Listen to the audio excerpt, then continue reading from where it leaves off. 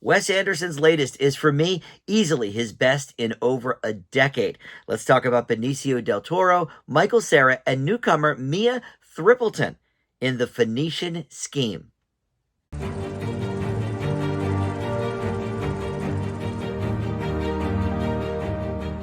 Hey guys, Dan here. This is Dan Reviews It. Welcome to my movie review for The Phoenician Scheme. This is the latest from Wes Anderson, who has brought us some great films like Moonrise Kingdom, Rushmore, and The Fantastic Mr. Fox, and not so great films like his last few, The French Dispatch, Isle of Dogs, and Asteroid City.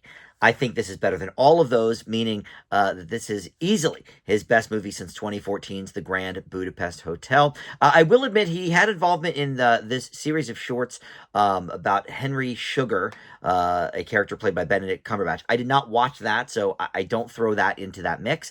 But as for a feature-length film with one through line, we're talking his best, I think, since Grand Budapest for sure.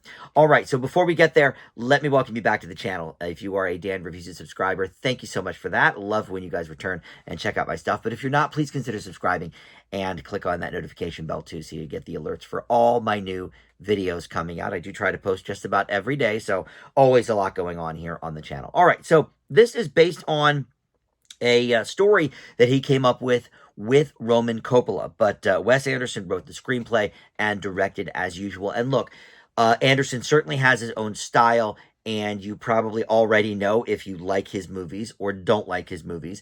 I usually like them.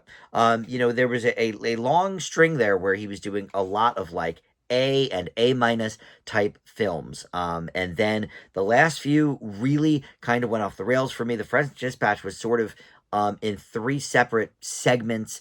I forget if they even came all together, but didn't love that. Asteroid City was sort of all over the place a couple of years ago. And then Isle of Dogs was the best of those three, but even that for me was not up to the Anderson standards. I think I gave that a B-.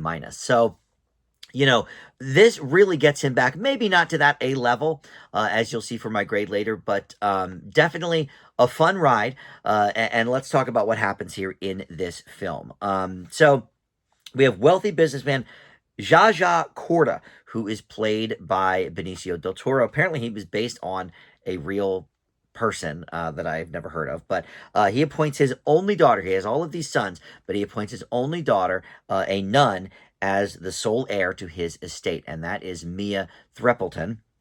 And as Corda embarks on a new enterprise, the two of them, along with their insect-loving tutor, played by Michael Cera, they soon become the target of scheming tycoons, foreign terrorists, and determined assassins, and even some other family members. And so we have, as usual with Wes Anderson, there is a big cast. We've got some that have appeared previously in Wes Anderson films, like Scarlett Johansson, Bill Murray, Benedict Cumberbatch.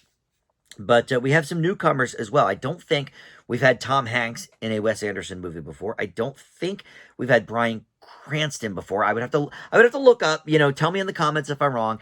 Some of these might have been in Asteroid City, and I'm just not remembering, but Hope Davis, Willem Dafoe, I think he's maybe been in one before. F. Murray Abraham has definitely been in one or two. Jeffrey Wright, don't remember seeing him previously. And Riz Ahmed, don't remember seeing him previously. So I think there's some people that have been a part of the Anderson universe and some that have not. Some of the Anderson mainstays are not here, though. There's no Jason Schwartzman. And I just thought of somebody else, too. Ed Norton. There's no Ed Norton. He's been in a few of them. And Frances McDormand, Tilda Swinton. So there's, a few that have been in several of the Anderson movies that are absent here. But you know what? It doesn't affect my enjoyment of the film because it's got a good script, and that can go a long way. And it's fun to see some of these newcomers. It's crazy that Michael Cera has not been in a Wes Anderson movie before, because he just seems to be the exact type that fits in very well with the Anderson vibe. And Anderson does certainly have a vibe. I talked about this with Asteroid City. I think I did a review for The French Dispatch as well. And yeah, Anderson, that's why you sort of love him or hate him, right? He's got a dry sense of humor. His color palette is very, very specific. And I think if you see like an interior shot of an Anderson home or even the exterior or wallpaper or whatever, okay, this is Wes Anderson. Or at the very least, somebody who was trying to copy him, right? So we have all of that here, all of the Andersonisms, the color palette and the dry humor and the winking and nodding, both sort of characters between each other and a little bit to us in the audience, right? But I think what he has regained here that maybe these last few movies didn't have is this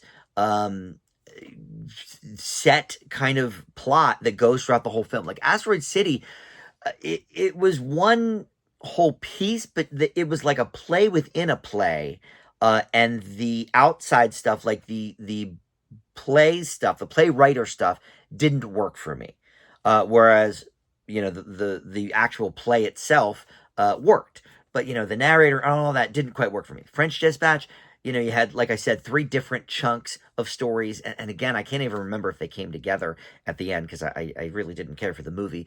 And then Isle of Dogs, it wasn't the best story. But here you have a really interesting story, a fun character. Benicio Del Toro, I don't know if he's done Anderson movies before either, but boy, he fits right in.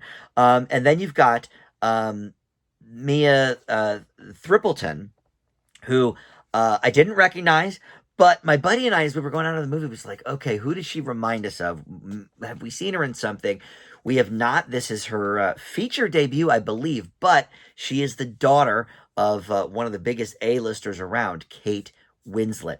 And once I realized that, and I didn't know that until after the movie, but once I realized, I was like, oh yeah, she looks like her so much in the face, a young Kate Winslet. And of course, we've seen Kate since she was a teenager grow up, and now Mia is probably in her early 20s. So yeah, she's definitely in that sort of Kate Winslet era of, Titanic and a lot of those earlier films. She does look a lot like her. It's a great opening performance for sure. And she definitely got the whole Wes Anderson vibe and everything. And the 3 of them worked very, very well together. They're really the only 3 like people you could say are stars of the movie. Everybody else kind of comes and goes. There is a Greek chorus type of thing that goes throughout, and that's where you see some of those people I mentioned, like Willem Dafoe, in that sort of element. It plays off as like a heaven's gate, Peter at the gate, that kind of thing. But I sort of looked at it as a Greek chorus kind of a thing. So that's sort of a part where you see people, throughout, but most of these people sort of just come and go. Maybe they're making a suicide or an assassination attempt on Zsa Zsa, and then they leave. But a lot of them do reconvene at the end of the picture, which we won't really get into. But yeah, the humor is back here. I like the fact that we've got one sort of basic plot and we're working with that, unlike these last couple of movies where, I liked one thing about it, but not something else. I found this to be enjoyable in that way. And look, I am an Anderson fan. Grand Budapest Hotel, for me, that's an A-. Moonrise Kingdom, that's like an A, maybe even an A+. And I'm glad to see him going back in this direction. I'd love to see more of this type of thing. It does make me actually excited to watch this Henry Sugar short feature, because I sort of put it off. It was even nominated for an Oscar for Best Short, but I was like, I'm sort of, over Wes Anderson right now. His last few haven't been that good. So this is a nice step in the right direction. I leave the Phoenician Scheme with a B+. All right, that will do it for Dan Reviews It. Thank you so much for watching, and we'll see you next time. Bye.